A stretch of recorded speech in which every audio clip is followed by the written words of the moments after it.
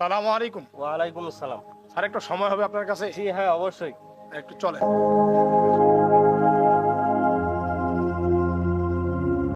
আপনি আমাকে এখানে কেন আনলেন? মানুষ চেনাতে। এখানে মানুষ কোথায় পাইলেন?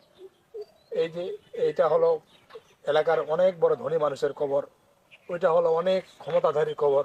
এখানে সব খবর তো সমান। এটাই হলো বাস্তবতা। আমরা যে মানুষ, সবাইকে যে একই কবরে আসতে হবে এটা আমরা ভুলে দিই। এজন্য আল্লাহ তাআলাও বলছে আলহাকুমুত তাকাসুর হাত্তা দুরতুমুল মাকাবির, সূরা তাকাসুরের 1 এবং 2 আয়াত।